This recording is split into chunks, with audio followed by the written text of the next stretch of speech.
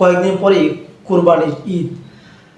তো এই কুরবানির সময় বহু মুসলমান আল্লাহর নামে পশু জবাই করবে। যেহেতু সামনে কুরবানি, আমার এই চ্যানেলে কুরবানি সম্পৃক্ত কিছু জরুরি মাসাইল আলোচনা হবে।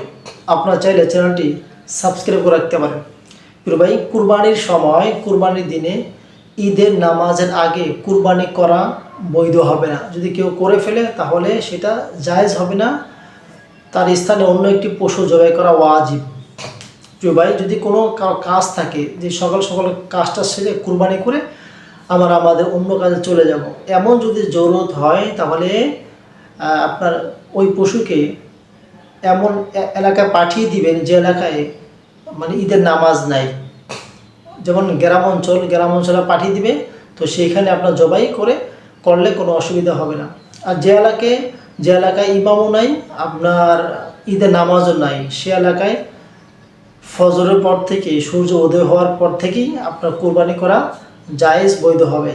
আরেকটি মাসালা, কুরবানির ক্ষেত্রে নিজের পশু নিজে জবাই করা উত্তম।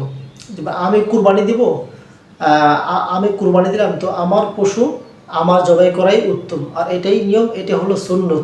হ্যাঁ, যদি কেউ না পারে অথবা পারে কিন্তু ভয় পায়, তাহলে অমুক ব্যক্তির অন্য কাউকে দিয়ে কোরবানি করাবেন যে নিয়মকানুন জানে।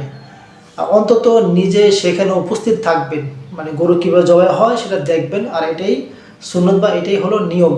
জি ভাই, আরেকটা বিষয়, যিনি তাসমিয়া জানে না, তাসমি মানে বিসমিল্লাহ, কারণ জবাই করার সময় বিসমিল্লাহ পড়া আবশ্যক। বিসমিল্লাহ যদি কেউ ছেড়ে দেয় তাহলে কুরবানি হবে না। যিনি তাসমিয়া জানে না এবং জবাইয়ের নিয়ম কানুন জানে না, ওই ব্যক্তিকে দিয়ে যদি কেউ জবাই করায় তাহলে সেই পশু হালাল হবে না, বৈধ হবে না।